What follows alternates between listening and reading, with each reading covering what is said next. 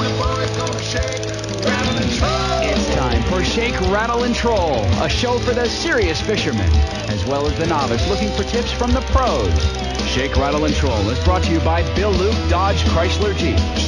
Now, here's your host, saltwater fisherman and tournament pro, Don McDowell. Yeah, man. Hey, good morning. I'm Don McDowell. Welcome to the Sunday edition of Shake, Rattle, and Troll. JK, president of ADA, our bagel sponsor, is with us. Good morning. Good morning, Bass Daddy. How are you? Life's pretty interesting this past week, John. It seems like at every corner we have a battle in the wilderness. Understatement. Yeah. Yeah, with the Fish and Wildlife Service and the Forest Service, I'm rather stunned as I age. The battles that we're fighting that make absolutely no sense. The critters we're trying to save that are becoming extinct. 96% of the species on the earth. Now put some thought into this. We're on that list. Yes, we are. Become extinct. Right. Have become extinct. Absolutely. And there are some who are trying to put the brakes on it to make sure that every species that is, stays, and that was, comes back. Well, this past week, with the veterans celebrations and all of those things going on. Oh, by the way, a great deal of gratitude from both my mom and my dad for the ride in the bass boat. They thoroughly enjoyed themselves. And the only downside was, I think my mother was a little bit disturbed with me for hitting more than 25 miles an hour on the ride back because it ruined her coif. Oh. How gauche. Oh, well, we should have had her a butt seat, let's say. Yeah. Yeah, right up on the front. But they had a ball waving, and both of them got the rodeo queen waved down by the end of the parade. Oh, so nice. It was good. Nice. I was pretty taken aback by Mr. Colazar fighting in the Battle of the Bulge a long, long time ago in 1943. And there was another gentleman that came up, 90 years old. Iwo Jima. Survived Iwo Jima. And those two guys got to talking, swapping war stories. Mm-hmm. And the interesting part about it is Andy Gettle, Sergeant Andy Gettle. Oh, he was classic. He's a tour veteran in Afghanistan, and we're kind of sitting there listening to these old guys, and I have some of my hand-me-downs that I still have that I started hunting with were World War II jackets and, a parka that it'd take you and I to carry it. I'm serious, this thing's got to weigh 40 pounds. And, we started talking about the comparison in gear technology, just in clothing and boots. And oh, yeah. Mr. Colazar lost some digits due to the frostbite and what have you. And Andy he said, I remember sitting in my tent. We always went back to our area after our day's patrol or whatever we were doing and bitching about my internet being down for an hour. I'm just thinking about that for a little bit, and when they didn't get mail for 6 months. 6 months, 7 months. At best. Yeah. Yeah. Yeah, and then I think the notification back to the family on what's happened to your soldiers. The infamous telegrams. Yeah. It took a long time, but the parade went down pretty well. I was a little annoyed at the veterans hospital. They had the veterans, a lot of them in wheelchairs and walkers, and they're up there in late 80s, 90s, and they had all of the gates closed and locked. Really? Yeah. So it would have been a prime point for them to pull off. Well, it's a veterans parade. We staged there last year and went north to Phoenix Baptist Church. This year we staged at Phoenix Baptist Church. Went south. Went back down in the area, 7th Street in Indian School, and then we had to go back and disperse at the Baptist Hospital. Something going on with the VA. There's a power struggle there this year. Actually, it started last year. There were some personality clashes and some struggles. People wanting to do stuff for the veterans, the administration not wanting to do it, and it's criminal. In my mind, it's absolutely criminal to keep those guys locked up like that, because the Veterans Day Parade is truly for the veterans. This year we saw an inordinate amount of Navy people, which we didn't see last year or the year before that. The Navy's coming out in force. My Aunt Donna was in the cab of the M923A2 with me. By the way, very nice lady. She's a sweetheart. Well, Johnny served on the USS Minneapolis C-36 during World War II, so she's got his old hat on, hollering "Go Navy" at the Air Force people. It was pretty interesting. But that, and we saw an awful lot of American Indian veterans there this year. Oh, the Code Talkers were there, which was really nice. Yeah, that was a big deal, and one of them was right in front of me. We were number 2 in the parade, right in front of the 180th Arizona National Guard Army Marching Band. Marching bands have always amazed me. I don't care where they're from, they all sound alike. Mm-hmm. You can put Notre Dame, you can put the 180th, you can put Maryville High School. They all sound alike. Oh, yeah. But from what Andy Gettle's telling me, he says these guys are the bad boys because they play their music, practice, then they go to the rifle range. Practice. Yeah. I mean, he said these guys are bad. They're sharpshooters with a tuba. There's a little bit of an oxymoron there, playing a flute and then going out with it. That was good. We've got a couple things coming up that we'll talk about as we go through, but December 3rd at the Honda Lodge up in the Pine Top neighborhood, we have a wolf meeting. And this meeting is set up into 2 portions. There's an informational period from 3:30 to 5:30. Which we don't need to be at.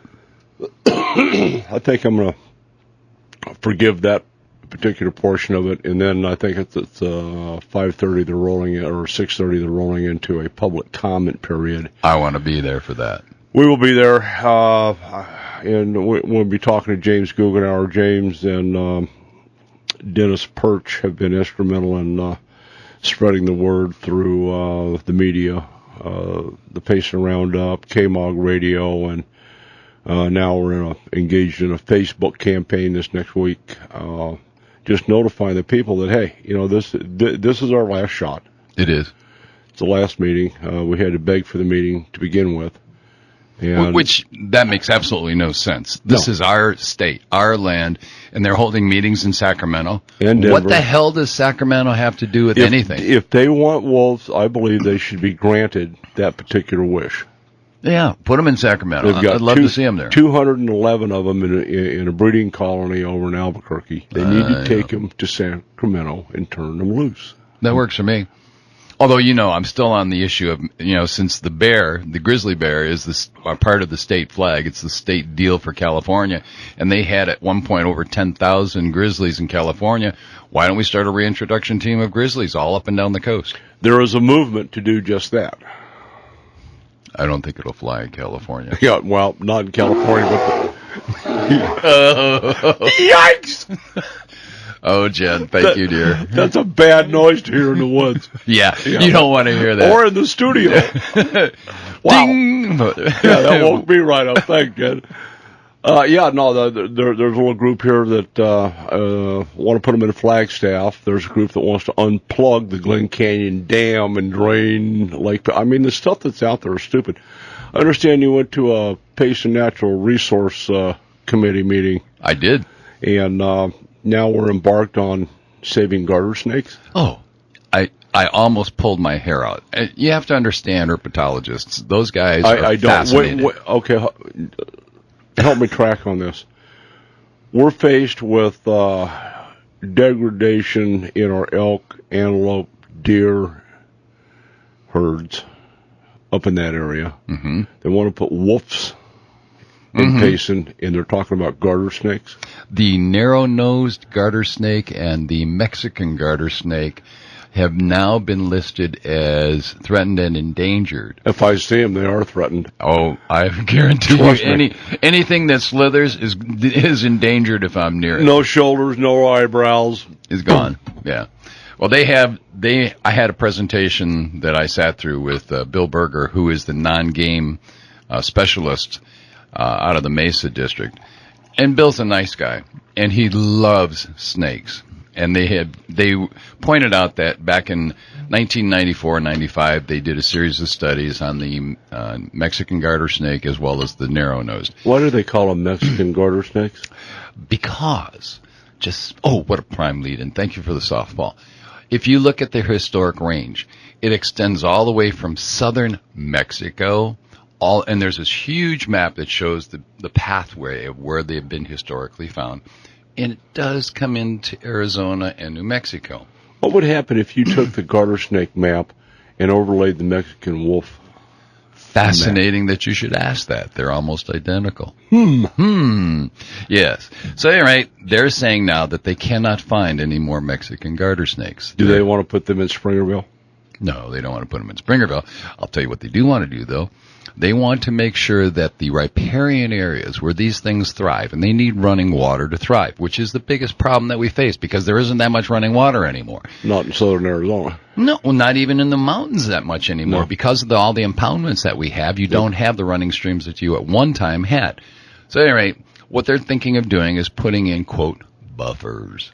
That's the word from Fish and Wildlife Services that they may wind up putting in buffers. In Albuquerque? Of course it's coming out of Albuquerque. We need to talk about Albuquerque. Oh, yes, we do. But at any rate, what that is I asked specifically after his presentation, I said, what does this mean to the ranching community? And there was this little pause, and the ranchers are all looking at him going, what does this mean to us? If they have to fence out cattle from riparian areas, do you know the costs involved in doing something like that?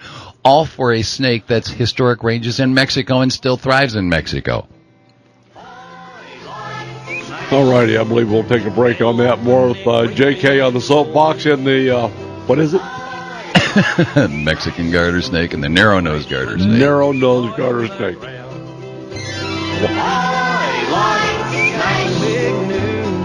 The bank finally came through, and I'm holding the keys to a brand new Chevrolet. Dodge, D-O-D-G-E, Ram.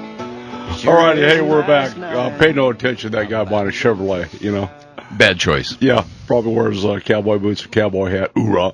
Yeah. Silverado. Has a Prius on the side. Yeah, maybe. Yep, giddy up, John. By the way, is it okay for me to drive a Toyota to Honda? Wow. Another point. You're starting to sound like Mark Townsend. Oh, no, we're not going to. No, buddy. Yeah, okay, we're going to stay on the garter snake. I am not turning that loose. But, the U.S. Forest Service, August 16th, put out a memorandum that if you leave a campsite unattended for more than 72 hours, it's going to be confiscated in Coconino County. And there's a couple other forests that have signed on that particular directive. Kaibab. Prescott. Yep. Yeah. So, we're going to talk to, at the top of the hour, Freshman Commissioner Pat Madden, doing a good job out of Flagstaff, affectionately known as Berkeley North. Berkeley East. Now they're north. Oh, okay. Okay, we have Berkeley South. Oh, we do. In Tucson. Yep. And then Region 2 Supervisor Craig McMullen will join us at 8:15, talk a little bit about that, some of the good things that are going on up in Region 2. And, John, what's your take on it? Well, they did this right before hunting season, August 16th, when the big bill came out. My biggest question is the why. Why would they do that? Why would they have, at that point in time, make a decision to interpret an Arizona law for federal purposes? Well, they're back and they're stating there's two ARS 28-4801, and I've printed those off for you. And it's backed up with the definition of what's an abandoned vehicle, 28-4831. But I'm not going to read this whole thing to you, but Just a couple of excerpts. August 16th, Coconino National Forest issued a press release. Parking trailers in the forest is prohibited during hunting season. Mm-hmm. This press release is specific to Coconino, Kaibab, and Prescott National Forest and is directed exclusively at hunters who leave their trailers unattended on the forest for 72 hours. These hunters may be subject to enforcement action, including citations or impoundments of vehicles, trailers, and or motorhomes. The article specifically states if trailers are left unattended for more than 72 hours, the Forest Service considers them abandoned property and may remove them from the forest. Violators can also be cited for this action, and it goes on. Again, though, doesn't make any more sense than that first one did. These are feds interpreting an Arizona statute, knowing full well that most hunters who have big recreational vehicles that they take up there, they usually take them up the week in advance, get them set up so that they can come in on Thursday night and begin their hunt on Friday, which they know perfectly well. They're going to be there for a week, sometimes two, but more than likely it's the week before, the weekend before. People take the time, haul them up the hill, make sure there's no problems in transportation or issues with their vehicles. Exactly. Get them in place, get them locked and loaded, get their camping spot secured, come back down to the valley, work their week, and then head up Thursday afternoon, get there Thursday night, open everything up, and hunt Friday. This is a selective application by the feds of an Arizona statute. Out of Albuquerque, where they're trying their, and I want to know the why. There's nothing that I can interpret as to the why. I put a call into Earl Stewart. Is that Vanishing Earl? Yeah. Commissioner Davis fired off a letter to Earl Stewart. I'm going to tell you that Commissioner Davis was, let's say, enthusiastic. I would prefer the term incensed. Yeah, he was a little fired up. Anyway, no response from Earl Stewart back to the good commissioner, so I called, invited his assistant or whomever it was I spoke to that I'd like to have Earl Stewart come on the air and state their position, their reasoning, and why. The next thing I know, I have a guy by the name of Brady Smith. And in fact, Brady Smith is one of the folks you can contact. He's a public affairs officer out of Flagstaff. We've got a Dean Jones out of Flagstaff as well, deputy public affairs officer. I guess Brady Smith deputized him. And then Brianne McGee, Flagstaff Ranger District Public Affairs Office. So, Mr. Smith decides, and I asked him, I said, just, quite frankly, what in the hell's going on? Why are you doing this? He said, we have to protect the forest. You don't have any idea how many abandoned vehicles, trailers, boats. Come on. Even an airplane. I'm going, excuse me? Airplane? Yeah. Yeah. The only reason you would abandon an airplane in the National Forest is because you crashed it. Thank you. Okay. And your insurance company is tasked with removing the fuselage and whatever else is left. So this whole thing's not tracking with me. He says, well, there are two Arizona statutes, which we talked about. We're just enforcing the law. I said, well, that law's been on the books for how many years? Decades. Decades. I said, here's the deal. You're goofing around with my home unit. Mm-hmm. My home national forest, Coconino, grew up there, and nobody's ever done that in the past. No. Okay. Why now? He said, well, I don't understand why Arizona Game and Fish Department is he used a term, whatever it was. It has something to do with getting your panties in a wad, by putting out the slanderous email to their sportsman's base. And I said, slanderous? No, yeah, I don't think so. Right. It's very direct. We are not directing this at hunters. I said, well, then why'd you do it right before hunting season? Why don't you do it January 1st? Yeah. January 1st to September 1st. Yeah, These are I the same understand guys that get ready for slash pile and burning The day before the hunt? Yeah, they Yes. light the slash piles right, the week of hunting season. Oh, gee, we didn't know you had a hunt going on. Their interpretation of A, legislative efforts and laws, and B, their logic about we didn't know there was a hunt going on. We lit all those slash piles, 30 miles worth of them, and the smoke's so thick you can choke. We didn't know you had a hunt going on the next day. Bull. Yeah, bull. And the department's on it. They've fired letters off to them, and now there's some. You're gonna love this. This is right up there with your narrow-nosed Garter snake. garter snake. Now there's talk of the Arizona Game and Fish provide a placard as a courtesy to hunters with no guarantee, reputational warranty that the notice placed on your property will prevent impound. So what they're talking about is you're doing a little card, put your name and your hunt number and all your specific information, and post that on your vehicle. Let everybody know that you won't be back until next Friday. So some other unscrupulous person can go in and rob your stuff. I have a better idea, and we'll talk about it later. I don't like this. All right, hey, when we come back, we're going to follow that up, talk to Donna McBride, see what's going on over at Roosevelt. I'm Don McDowell. John Colazar. And shame on Coconino National Forest.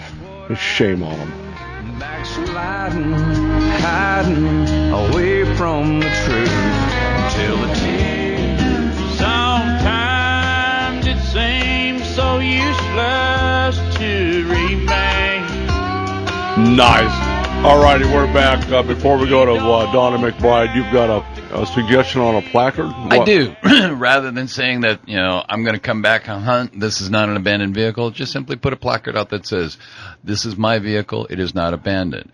Any attempt to remove it could result in significant bodily damage. I have wired it with C4. Nice. And let's see how many bomb squad activities you're going to have Does out there. Coconino Forest have a bomb squad? Well, obviously I don't think they do.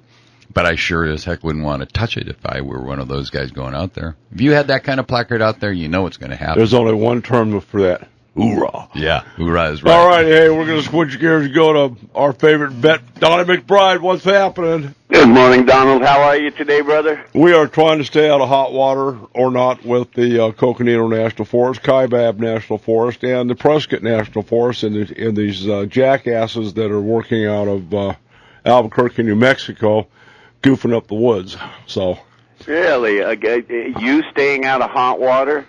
Good luck on that, brother. But anyway, yeah, thank you. Yeah. Well, the fight carries on, doesn't it? It does, and it will never stop. We just have to remind them once in a while.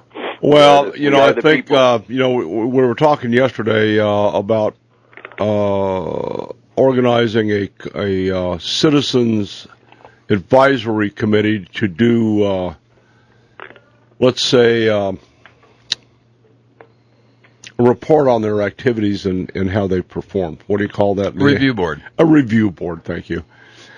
So, how about oversight for the nearsighted federal government? Nice. Yeah. All right, back to you, brother. I like it. So what's happening over on the Mother Lake?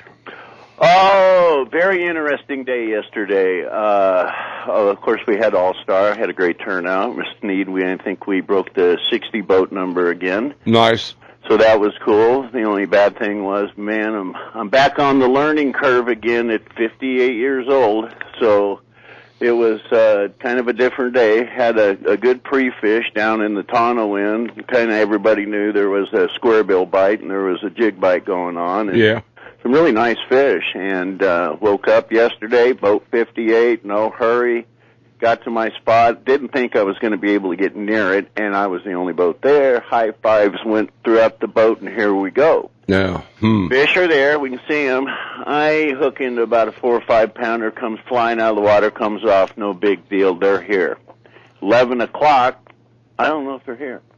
Uh-oh. And both they totally changed their whole attitude. They started biting. Now, down in the salt, I ran into a problem with them just biting the twin tails off, short striking. Yeah. So I made the big move to the tonneau. Man, they were eating it. Okay, now yesterday I see they're biting out the twin tails. We have to make some type of adjustment. Make a move, go farther down in the tonneau. We get on I'm off the wind-blown banks probably at 20 miles an hour and get on a little square bill, catch one keeper. That's not working.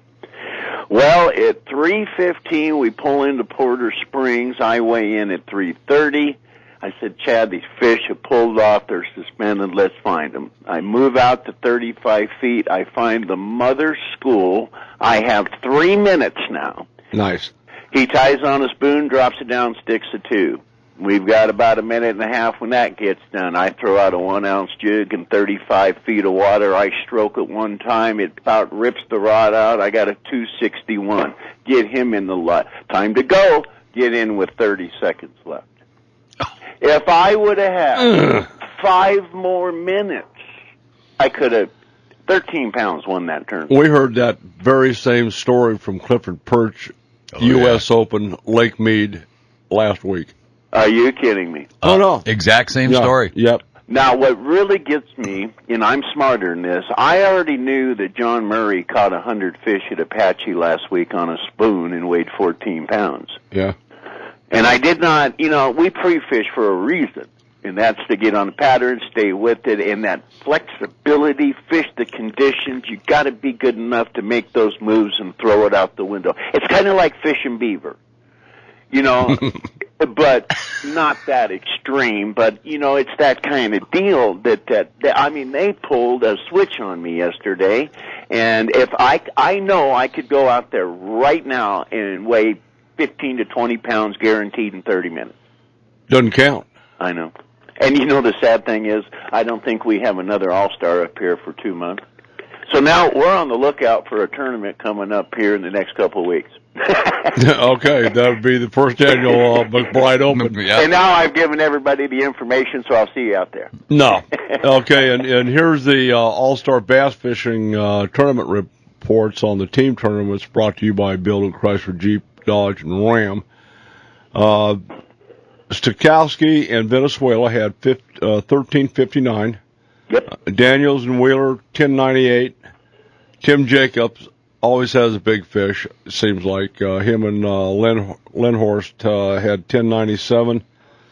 Cobb and Shook 1056. Carver and Whitaker 1022.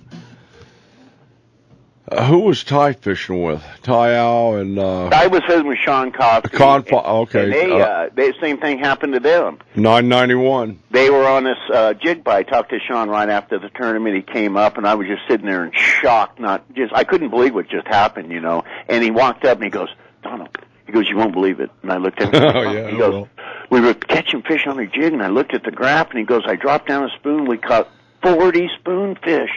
And I went, really? Thanks. And that's where their weight came from. So the spoon, it's kind of weird. We really haven't had cold temperatures. Not yet. The grass is really, some of it's starting to die off, but we really have some beautiful green grass in the backs of these coves. Nice. And when you get the wind, the cold, the clouds, that grass means absolutely nothing to them. And there they go. Bye-bye. Yep. So you just got to be good enough to make those huge adjustments, to deal with these boys because they are the best. Well, Cruiser and Crenny, 892. Dalby and Mason, Jeff Mason, 891. And then let's see, skipping on down, Paul Matthews, Ron Schofield, 854. And he's out there dragging a blue fleck worm. Yeah. Just a shame. I let one go there, buddy. I let one go right out of my hands. Bummer. But there's always tomorrow. Yeah. But anyway, it's hurt. Let's be honest about the lake here. We've got problems, as you know, and I know, and a few of us really know the severity of it. And, we can talk about the gizzard shad. We can talk about the water level. We can talk about a few other things that we'll just leave alone right now. But it really has affected us. And I think what you just read with the weights is just, welcome to the new Roosevelt. Now, are we going to fix this? Are we going to make it a great effort to fix this lake? Yes, we are. Absolutely. And we're going to stand up as fishermen, as people, volunteers up here, and we're going to work with the Game and Fish and do whatever it takes to turn this lake around. And I'll just kind of let you be the speaker of, when the time's right, of what we got planned. Well, thanks for the lead-in.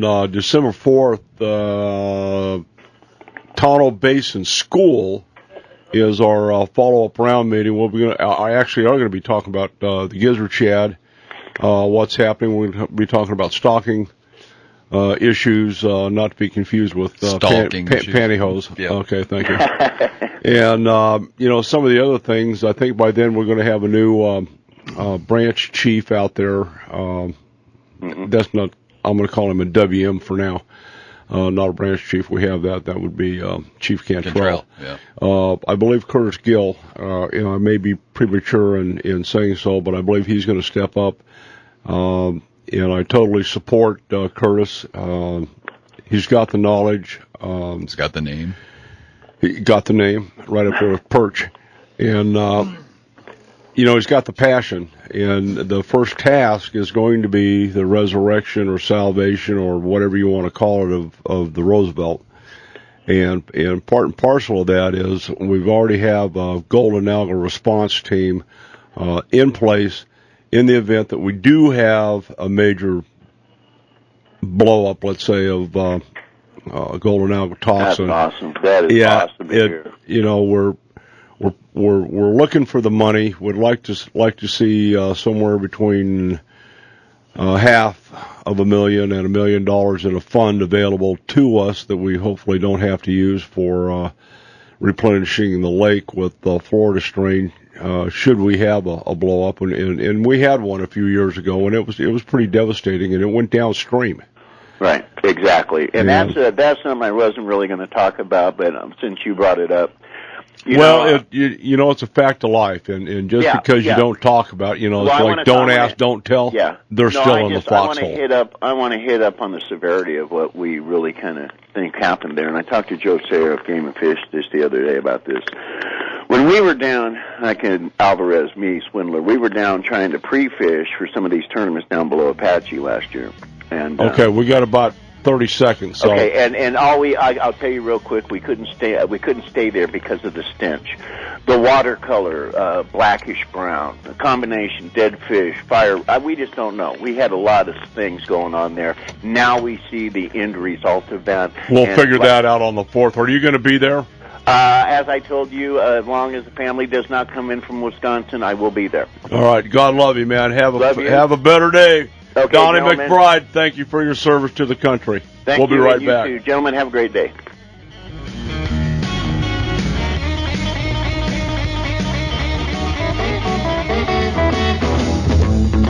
Yeah, nothing like a good thump. Yep. Yeah, buddy. Finishing up on the All-Star Team Tournament Report, brought to you by Bill and Chrysler Jeep Dodge Ram.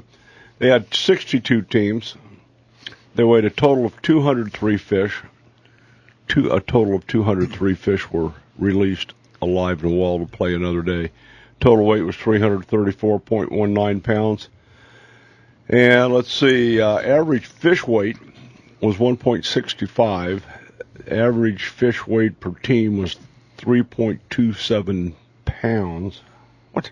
Average weight per team. No, average number of fish per team was 3.27. Average weight was 5.30 pounds. So, got a question for you.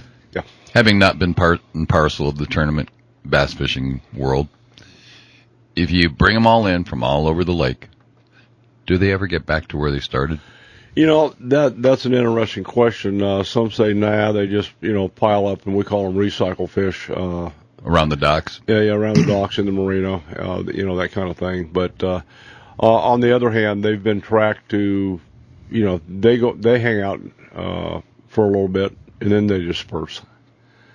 If you catch one at... So nobody's ever tagged one and said, okay, we're going to follow their migratory pattern after they've been caught and released? There has been some of that evidence, but, during the spawning season, we've had unsubstantiated reports of big fat girls finding their way back to their bed. So, wow. I'm just saying. Okay. But, yeah, so I want to get back on, try to get back on track here. With the coconino? Well, what I wanted to bring up this week, fortunately, it's about this time every week we do roll call. We have no KIAs in theater this week, no soldiers to report. Amen on that one. Yeah, absolutely. And on our Seth Wakeling update, talked to Brian Wakeling, our AZGFD Big Game Branch Chief. Brian got his stitches out, has been fitted for his new leg and new foot prosthesis, good, if you will, and be able to run fast and jump high pretty quick. So, yeah, Brian, between you and me, you can run higher and jump higher than you and I combined, well, as yeah. is. And then Brian shared that his unit was actually coming home, and Seth was going to try to make his way down to wherever there was. Yeah. So sounds like he's doing well, and hopefully we'll be able to shake his hand around Christmas time if he's able to make it home. That'd be awesome. Yeah, would be. So go Seth. And we gave had a little banner made wishing Seth a speedy recovery, and had a bunch of soldiers, a bunch of folks sign it, gave that to Brian to send back to him. So I saw my dad's signature on it. He did well. Yeah, nice. Nice. Good stuff. All right, let's lead into this. Commissioner Pat Madden's going to join us after the top of the hour. We talked about the Wolf meeting on the 3rd. The roundtable follow-up over at Punkin Center, or Tonto Basin School, will be December 4th. There's a Sportsman Open Forum up at AZGFD headquarters at 5000 West Carefree, and this is... that's on the 6th, right? No, that's the 5th. Yeah, December 5th from 6 to 8 p.m. Interactive session to discuss issues that the department sees as important to our constituencies. That's us.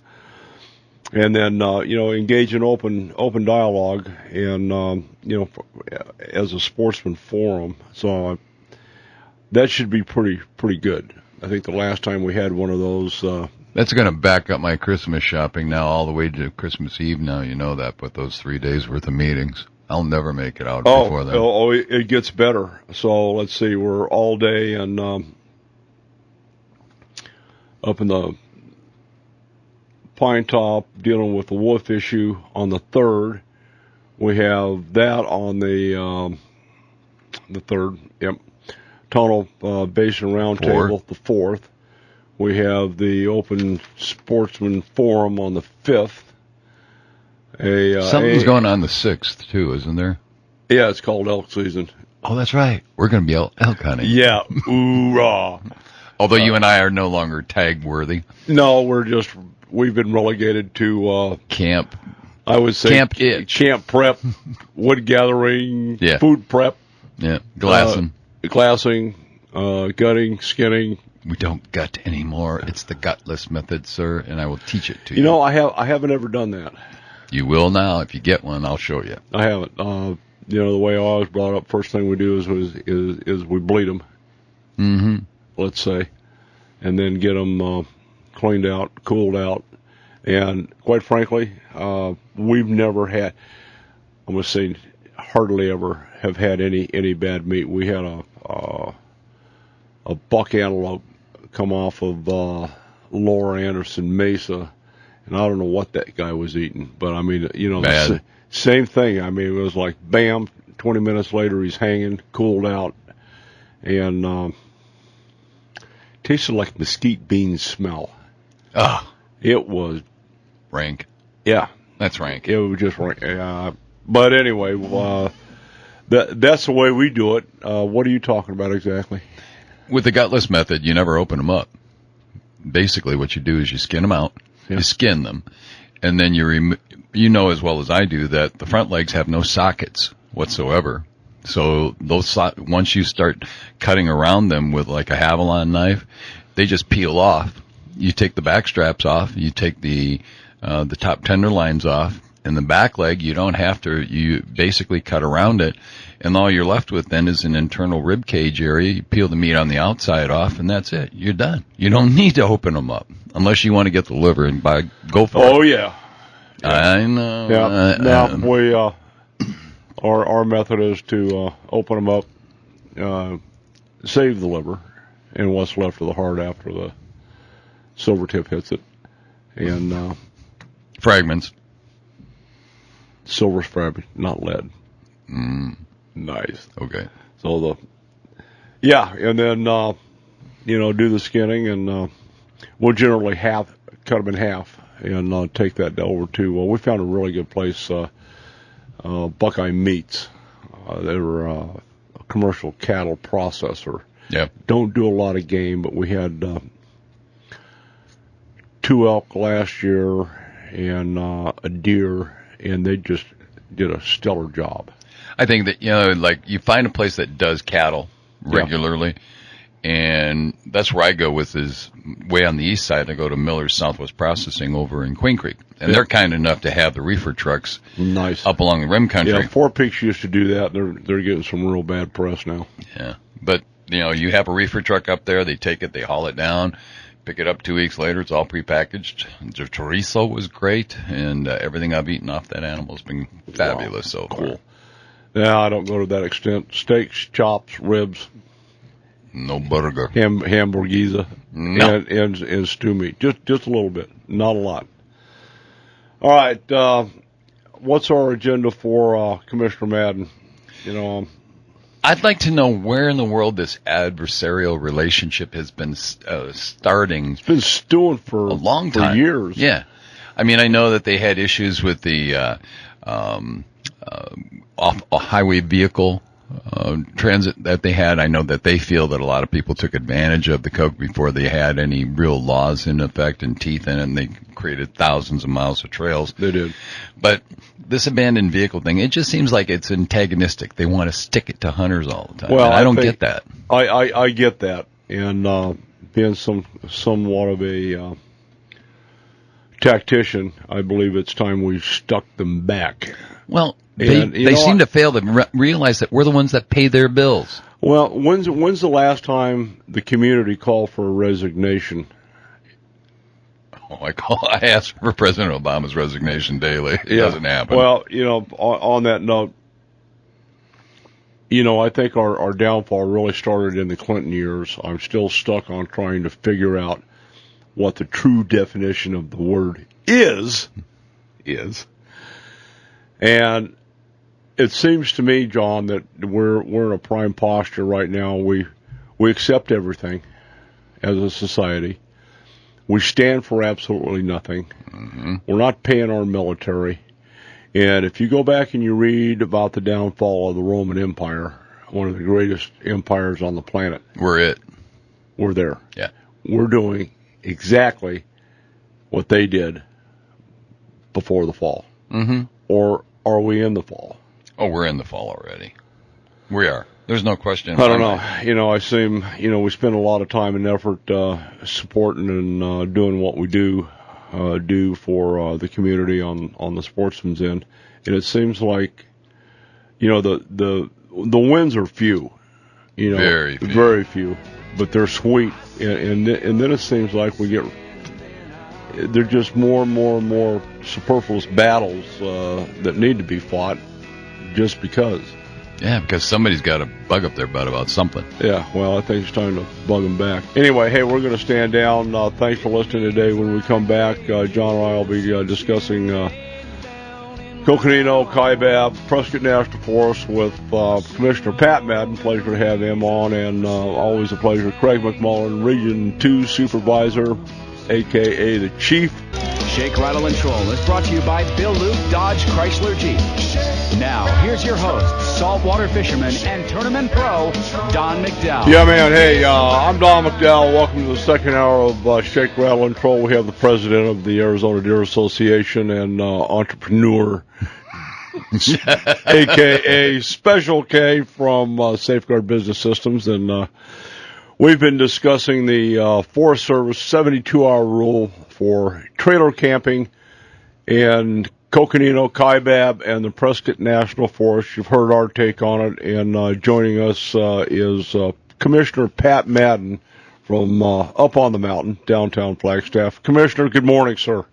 Good morning, Don. How are you? You know, we're pretty fired up today. You know, a lot of things going on as you're well aware of, and thank you for doing what you're doing. It just got to be an endless firefight with what the commission does and all the good commissioners that are engaged for the constituency. But on August 16th, what we're talking about today is the Coconino National Forest putting out their little memorandum that they're going to start targeting and hauling camping trailers that the hunters are setting up like we've always done. Let's see, I'm 62 years old now. We've probably been doing that for out of my life 50 years. Yeah, 50 years, let's say. and now we have the wolf issue going on. We've got the travel management restrictions going on, and now they're yanking trailers. What's your take on it as a commissioner, or more importantly, you've been up there, you're an outdoorsman. How do you feel as a private citizen and a hunter doing this for however long we've been doing it, and now they're trying to yank our trailers? Well, number one, it's a little disturbing because mostly hunters in particular, their season runs 5-7 days, and what they normally do, and what I've done for 40 years. Thank you. It's the same thing. I would drive out, find a spot, set up the week before, scout, and usually I would go back, work 2 or 3 days, and come back the day before the hunt would open and complete my hunt. And that would all fall within that 14-day limit that the Forest Service was generously good enough to let us use in those days. I thought it was a great system. I see no problem with it. Maybe I'm missing something, but that seemed to work well for the last millennium. You're 50, I'm 40, so Yeah, okay. Do you see what I'm saying? Why try to fix something that's not broken? Or maybe I'm not. I don't see the big picture here, but I can't see a huge problem with it. Does this, Commissioner, does this emphasize the underlying mood that the Forest Service, the Fish and Wildlife Service, just basically want us out of the woods? Well, I don't know if they want. I'm not sure what their ultimate goal or philosophy is, but they have made some major restrictions on major hunting areas up in the north and some of our northern regions up here, and some hunters are really feel that they are being cut out of the woods. That they can't go in and pick up their game that they've taken for off-road restrictions and other major issues like that. And they've cut a lot of the roads off that used to be there. So yeah, it's a major concern, and it appears. And I have to say one thing, as hunters and fishermen too, in the future we have to keep on top of what's happening with the Forest Service so we can speak up quicker before these plans are implemented and get our thoughts heard. How does the general public, let's say, and I'll leave the commission and the department out of this, but how does the constituency base hold the Forest Service and the Fish and Wildlife Service or any other government agency accountable for what they do? Well, as I understand it, they on some of these issues they've held meetings, public meetings, and quite frankly, there was a poor turnout on both sides of the house. And that's what I'm saying is when we've got to be mindful of these things, and when we read about them, we just can't say, well, they'll take care of themselves. We need to get out and participate in these things. When were the meetings on these? Pat, I never heard these meetings, that they had meetings about pulling vehicles off. No. I'm not talking about I'm talking about the travel plan. Yeah. Maybe I didn't make myself clear. So sorry. Well, that's an ongoing battle. They're still being pounded on.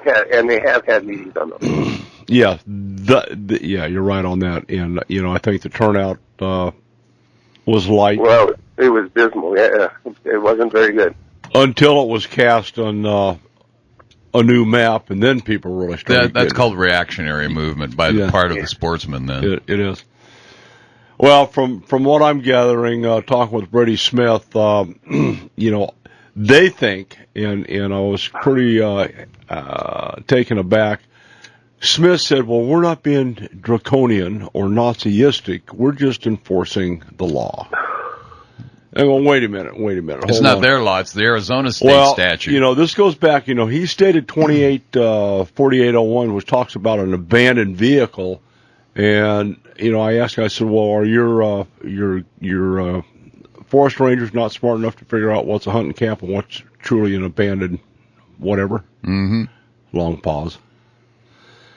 So, what?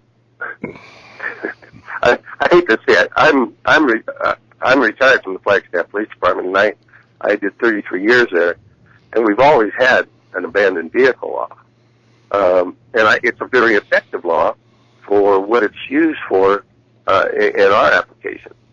But to tie it to a hunting camp, I have to agree it's a stretch. Well, from your standpoint, being who you are and doing what you're doing, how does Joe the plumber, engage with the service to express our displeasure with these folks? Well, like I would say, contact your local representatives. Write them a letter, write them an email, expressing your concerns about. Now we're talking now about the towing, correct? Yes. Well, yeah, it's right now the towing, but everything else that's going on, Commissioner, we've got battles at every corner. It seems like look at what's happening. In a couple of weeks, we've got a meeting at the Honda Lodge on the 3rd and Pine Top that we had to really volley to get to come to Arizona. They wanted to have a meeting in Sacramento, talk about Arizona. They wanted to have one in Albuquerque, talk about Arizona. Washington, talk about Arizona. In Denver, to talk about Arizona. Didn't want to come talk to Arizona about Arizona. And they're like, what? Okay, and now, see, that's good. And that took a little work to get that done. Now that they've done it, we need to show up. You got to be there. They listen to people. We listen. The commission listens to people, and that's what they pay us for, or no, not pay us for. That's what we do. But to make that's my point. We need to get involved.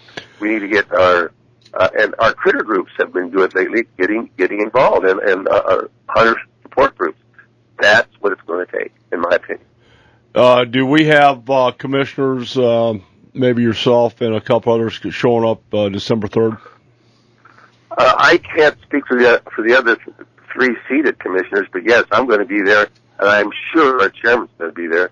I haven't talked to Commissioner Davis or Commissioner Mansell, but I would be surprised if they weren't. Any elected congressional reps that you've heard of showing up? I have not heard about who from the political community is showing up, no. Anything on your end, JK? I'm going to send out a couple of texts to particularly Congressman Salmon, as well as some of the other people. Oh, he does. And we'll see if we can get some, if they're going to be in town, I suspect particularly those who have some, furbishings up in Show Low, it wouldn't be a stretch for them to drive up the road. Any representation from the Natural Resource Department out of the governor's office? Not yet. All right, well, Commissioner Pat, wish you a blessed rest of the day. Thanks for playing along today, and we'll look forward to supporting all of your efforts from the Commission, as always, on December 3rd and on December 5th at the Sportsman Open Forum. Yeah, and if you push that a little bit, too, because I think that's a good opportunity to come down and and just have a chit chat with the staff and the commission. We'll bring camouflage and bass boats. You got it. All right, Commissioner, God love you. Commissioner Pat Madden doing a great job for the constituency and working with the Arizona Game and Fish Department. I am Don McDowell, and you are John Colazar. Special K, Special Needs, Special Parking Place. We'll be back with Region 2 Supervisor, affectionately known as Chief Craig.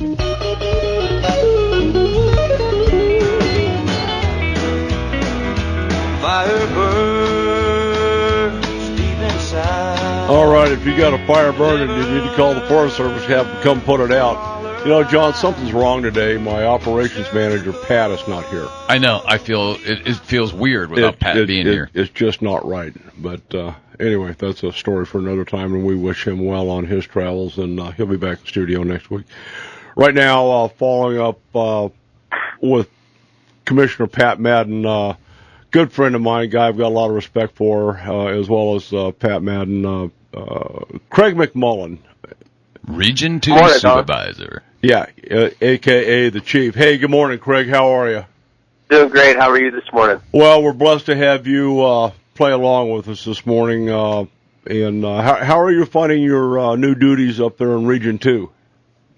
Well, I'm just enjoying the heck out of it. It's a beautiful place to work. Lots of important issues for wildlife conservation going on up there, so we're having lots of fun.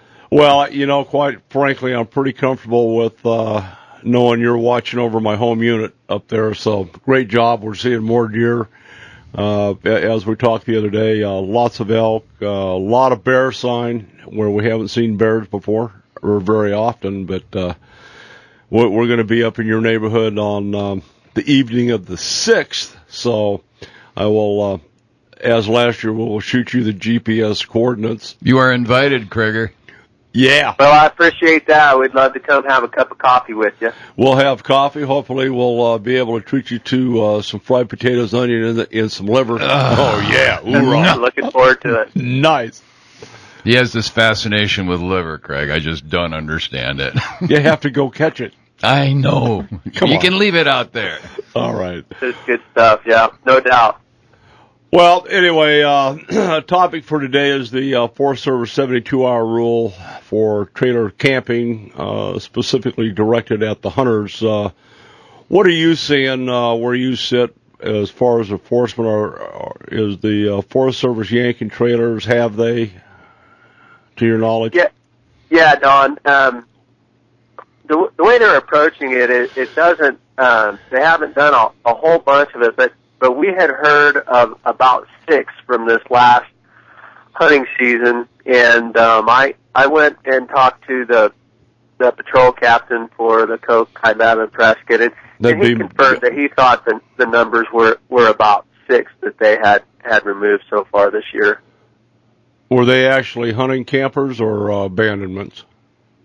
So neither he nor we had been able to confirm that that number and what the origin of what the people were actually doing when they were experienced the enforcement action.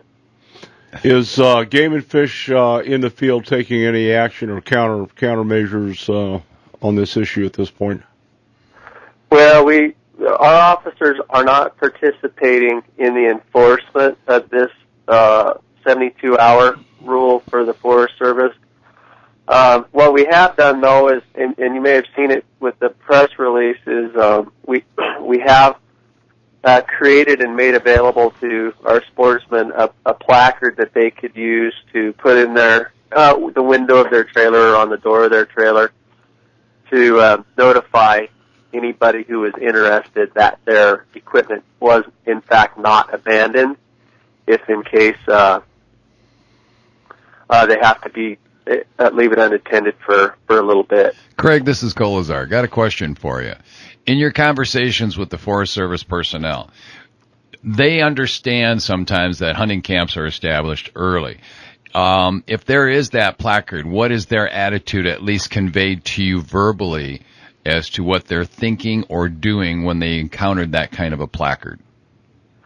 We haven't had any formal communication with them yet, but through informal communication, we understand that placard would most likely be considered enough not to enough information for them not to consider the trailer abandoned. So it should do its job, is what I'm saying.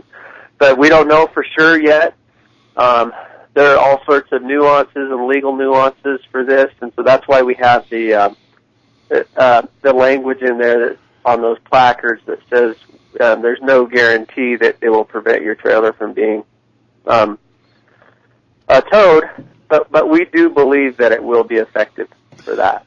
You know, I've watched the National Forest, particularly, you know, I do a lot of work up in the Apache Sitgraves, and quite frankly, enforcement up in that big of a national forest, they've never had the personnel to be able to come out. As a matter of fact, if we found violations, they usually told us to go and get a deputy sheriff and have him come out and do enforcement on violations.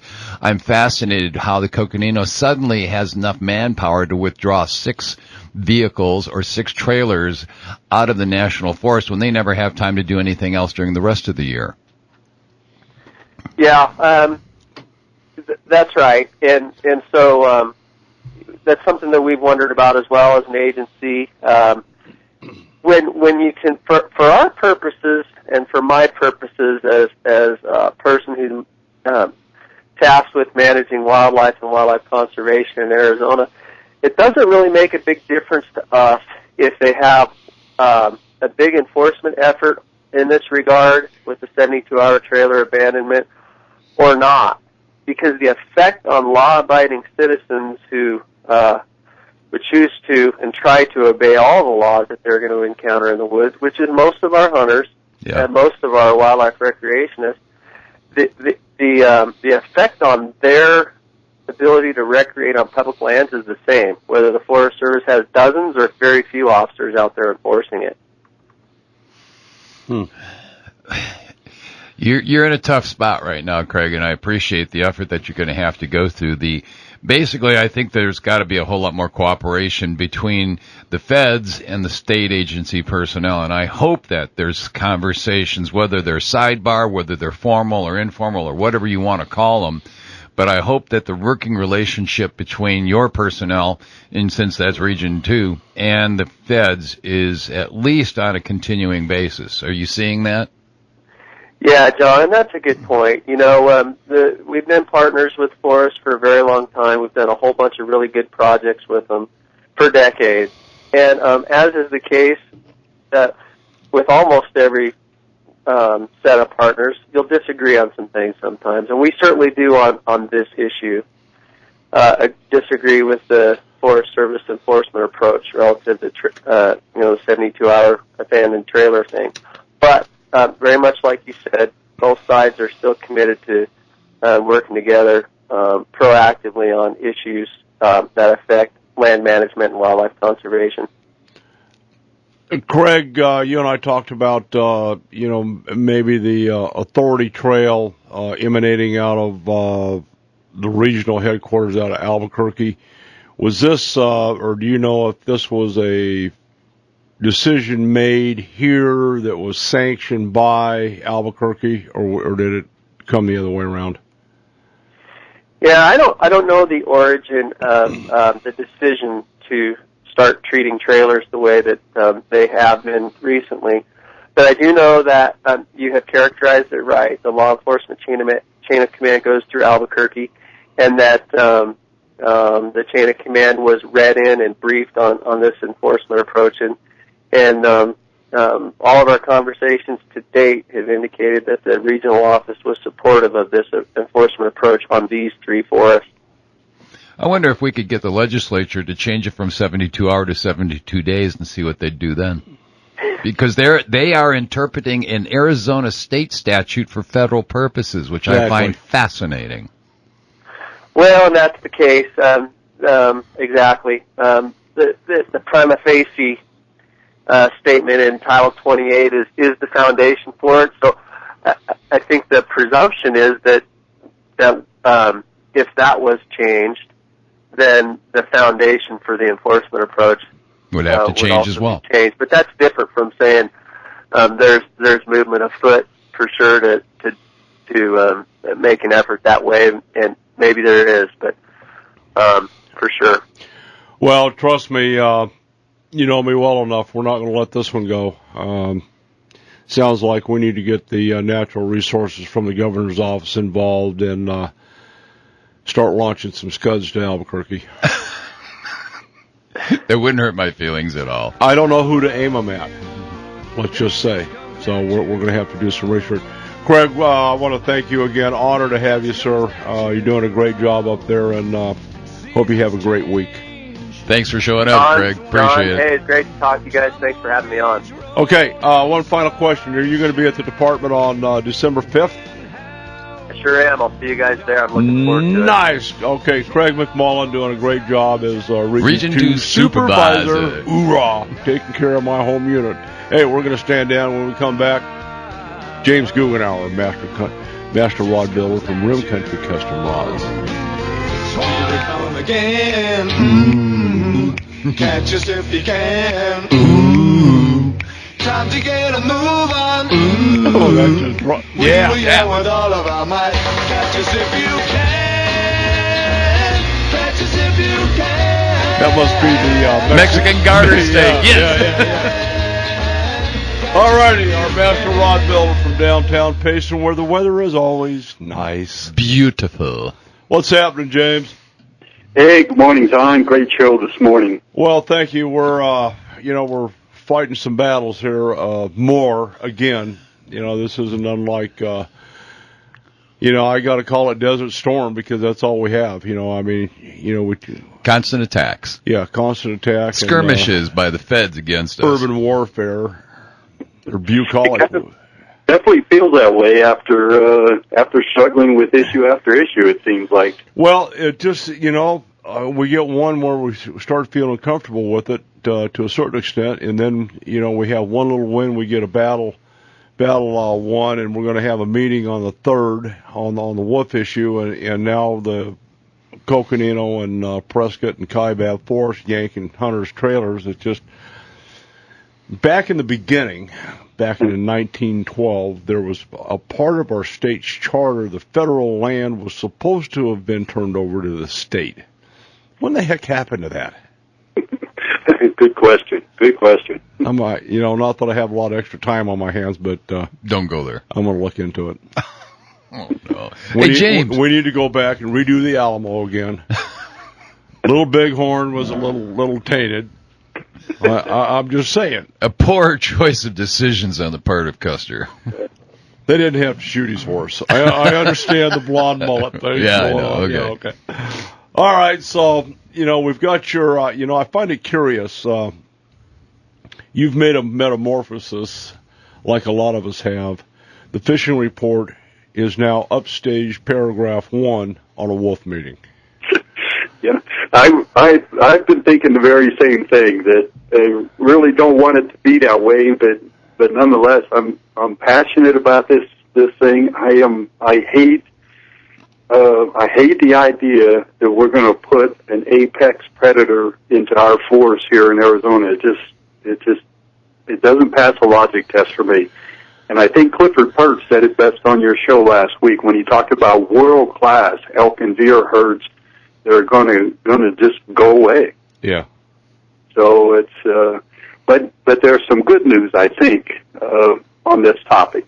Please share that with me. First piece of good news that I've seen, I had a letter that was signed by 75 U.S. members of Congress. This is from both parties, and it's from senators and congressmen. And it was sent to the director of the U.S. Fish and Wildlife opposing the reclassification of Mexican gray wolves into a subspecies and keeping them on the endangered species list. The letter basically said, they're all wolves, they're all the same, just delist them and let the states deal with this. We don't need to go into this any further. And ironically, most of the senators and congressmen to sign that are from states where there are wolves. So they've seen the impact. They know what's coming for Arizona and New Mexico. Yeah, the shame of that is that our two senators, Flake and McCain, did not sign on to that letter. And that's wrong. I noticed that, nor did Congressman Gosar. And I don't understand Gosar not signing that. I called his office and tried to get with him specifically if he just didn't see the letter or didn't know. So I gave him the number and asked him to look into it. And I also invited him to the meeting that's going to be on December 3rd at the Hyundai Hotel and Casino Conference Room up in Pine Top. That meeting starts at 3:30, and the public input for the recording of comments from the public starts at 6 p.m. We need a huge crowd there. Yes, we do. Okay, all of your guys wearing camouflage? I've been passing that around to give everybody a clear idea. Hey, there's another meeting the following day on December 4th, changing the subject here a little bit.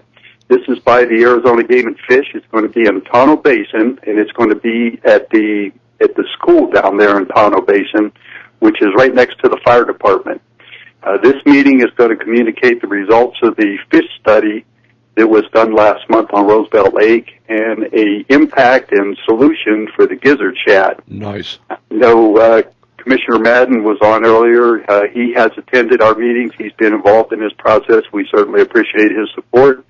And Chief Cantrell and others will be there giving us an update on the gizzard shad in Roosevelt Lake. Yeah, I believe Curtis Gill is probably going to be one of the primary speakers since he conducted the research. Yes, sir. Definitely Curtis will be there. And a new representative will be Aaron Bunch, who took over Chris Cantrell's old job, and he'll also be present at that meeting. So looking forward to it. Let me give you a brief update on that. Aaron Bunch has resigned. Really? He resigned his position after about a month or so and decided to move to either Virginia or West Virginia. And I believe Aaron's position is going to be filled by Curtis Gill. Oh, well, good. Thanks for that update, because I just texted him a couple days ago. Well, I'm a little incensed that Aaron would waste the department's time and effort and the money and everything goes along with choosing someone for that level of a position, knowing full well that he didn't intend to keep the position. Oh, wow. I'm just saying. Opportunities abound. Right. Hey, so a brighter subject. Let's talk about some bass fishing on Roosevelt Lake. Thank you. Good. We are definitely moving into the fall pattern on Roosevelt Lake.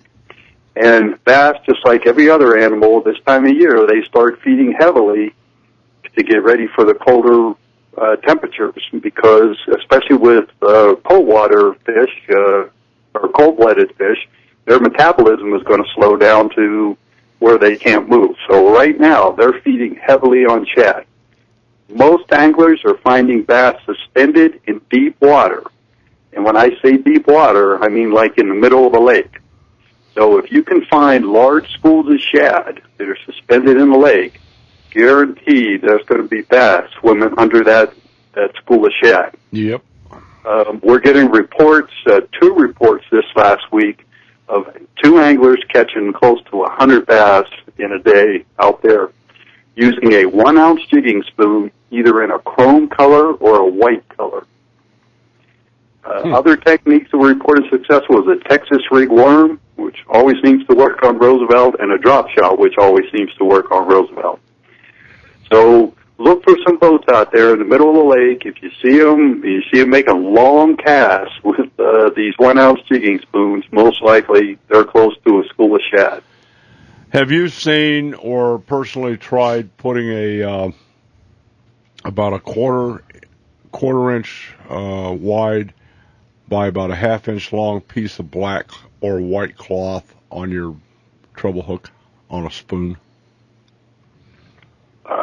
No. My spoons have a little feather attached to the end. I personally like those better, but I've never heard of that. Does it work? Might want to give that a try. He ain't saying, he's just saying. Just asking. I love these subtle hints we give our listening audience on Sunday morning. and you might try dipping it in some shad oil. Yeah, Shad oil. Yeah. Definitely. Give that a shot. Do they smell well, fish? Yeah. They do. They do. Okay. Don't ask me how, but they do. I haven't seen their nostrils lately. Yeah. Well, do they here? Hey, next time we go out, when you catch one, I'll show them to you. Okay. Do fish have ears, John? I don't know. I've never seen their lobes. How do they hear? Good point. They have ears all the way down the side. Yeah. On both sides of the fish. All right. He's been educated as we go along, James. All right. I'm a work in process. What are you hearing on Apache? Well, Apache Apache and Saguaro. I'll put both of those in there. Not too much on Canyon, but Apache and Saguaro, great reports, and guys are now looking at swim baits because there's trout in Saguaro and there's big bass in Apache. So it's a great time to be fishing right now. Weather's perfect out there. A lot of baits you would typically use in the spring, you got to give those a try now. Buzz baits, spinner baits, those types of things. That's what those bass are going to be working on. And like I said, with the shad schooling up now, you'll always have bass around big schools of shad. Nice. Same is true with the crappie. I was talking with Kurt Rambo, who's one of the best crappie anglers in the country, and he was telling me that for the first time this week, he's starting to see boats troll for crappie. Now, that's an indication that the crappie are getting into larger schools, and guys will start to use a trolling technique more than a vertical fishing technique. However, for this week, the vertical technique still outfished the trolling. But as we get later into the year, you get into the first part of December, into mid-December, you'll see more boats trolling down there for crappie. But good reports, guys are still using a 2-inch acrylic tail grub on anywhere from a 1/16 to a 1/4 ounce jig head. If you're fishing vertically, the depth they're finding them is 25 to 35 feet. So if you're trolling, you're probably going to want to be in that area also. Pretty good report. You think? Yeah. Hey, just one more fast comment. Okay. Any of those anglers, I know there's a lot of guys up hunting right now, and see a lot of trucks, even with some with elk going through town. But it's a good time to fish some of those lakes up on the rim. We only have a couple of weeks left before the deep freeze sets in, but I'm telling you, there's some great reports coming out of those rim lakes, and there's no crowds up there. I say they go up there and catch their limit, and they never see another angler on the water. So good stuff, James. We're going to take a break. God love you, and we'll have our camouflage on at the Honda Lodge, December 3rd, 3:30 p.m. Thank you, Don. Yes, sir. He never called me by my name, just Hillbilly.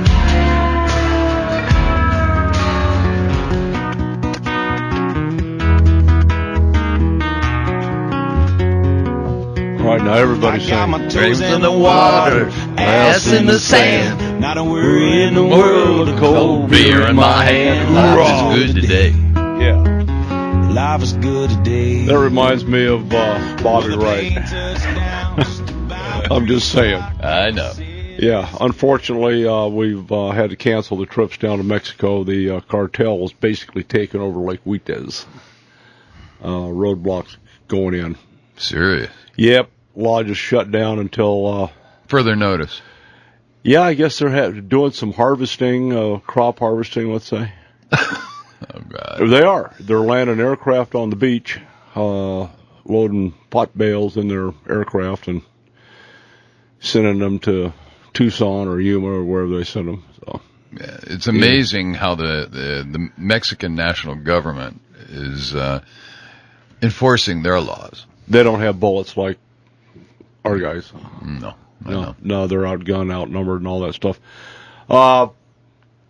Pretty important stuff we're talking about today. If you're an outdoorsman or care about what happens in the woods, I would encourage you very strongly to make a trip up north to the Honda Lodge, December 3rd, starting at 3:30.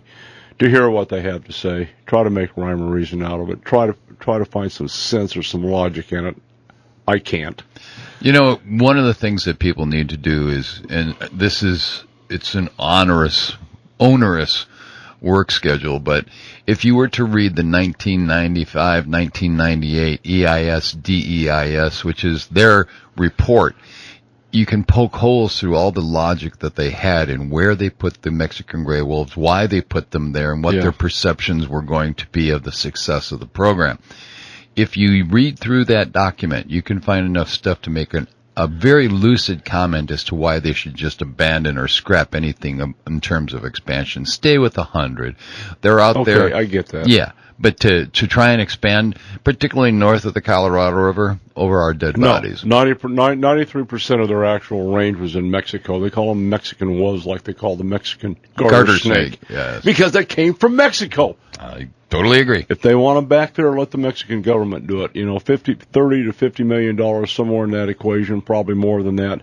We've already spent that. We can't afford to do that.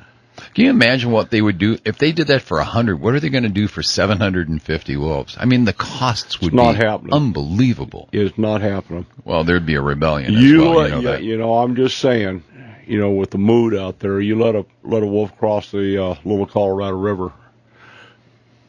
Where'd he go? Yep. Yeah. Where'd he go? I'm just saying. And any news on the wolves coming down from the north? I know that Utah is really fighting hard to make sure that they don't have that happen. I have heard nothing in terms of hitting the Arizona border at all. Well, last definitive information we had from 100 miles, 125 to 100 miles. Yeah, moving south.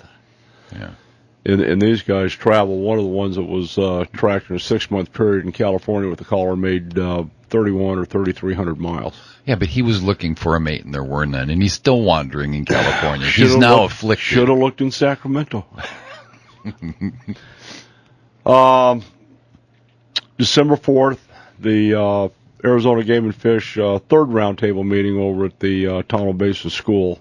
That'll start at, I believe, 6:30.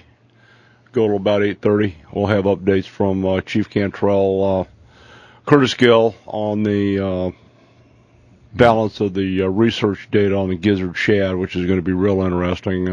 There's a couple of different schools of thought on potential capturing, reducing populations by net. There's some other issues on the table that'll be brought up at that point. I know we've discussed a light dose rotenone solution. Yeah. I like the netting. Well, I think the rotenone in low doses. One of the good things about the gizzard shad, the only thing I can say good about them is they stress and die easily. So when you have golden alga emitting their toxin, they get stressed easily. So then they put off this poisonous toxin. The gizzard shad can't tolerate even a little bit of it. They just die. The largemouth and the other apex guys are more tolerant of it. And we suspect that would be the case of a rotenone issue. But, you know, the red tape on using rotenone is far and wide. Yeah. So a lot of discussion on that. We'll find out what's happening with Curtis Gill. Talk about golden alga. We're going to talk about some clams. The health and welfare of the clams that are dying off on the Roosevelt. Yeah, something's going on. We're not sure what it is. There may be some issues with the golden alga. We'll talk about that on the 4th. This is a precursor. If the clams are dying, that means that something's going on. Something's going on. You know, it's like you go into a third grade class. You got a little kid sitting over in the corner with the sniffles. Yep. You got another kid sitting on the other side of the room sneezing. Okay, we don't know if they got the measles or the mumps or the flu. What is it? Something's going on. In a week, you'll have the whole class. And I think we're real close to figuring that out. There's a game survey or a fishing survey coming your way. Be sure to fill that out. And I believe they're giving away a lifetime fishing license. Whoa! In a drawing, which is pretty cool. I've got the lifetime hunting. I'd love to have a lifetime fishing. You didn't get the combo on that? Not then when I didn't. It was like an extra $300, and I was already forking out $400 for the lifetime hunting. Yeah. I figured I had to live at least another 15 years in order to make it pay for it. Even. Yeah, so I'm still plugging away. Yeah, I don't think I'm going to waste the money. let's just say. November 23rd, All-Star Bass Tournaments has teamed up with United Food Bank, having a bass tournament at Roosevelt Lake on November 23rd. I think that's when we should be at, JK. How did I know I was going to be invited? That's okay. You know what? I need to get up to Roosevelt. I haven't been there this summer yet. Yeah. This is sponsored by Waymar Material Handling and All-Star Bass Fishing Tournaments to raise food for the food bank. And let's see, I don't know what the... it's $200 entry fee. That's not bad. Yeah. You know, you and I should someday just go out. I could be a co-angler. You could teach me everything I need to know. I might even land a fish for you. Drag a worm. I can do that. Yeah. But you know me. I don't like doing that. I like cast and blast. You're a raging type A personality, and you have to be doing something. Dragon worm, drop shot. That's no. That's like watching a bobber with a worm on the end of it.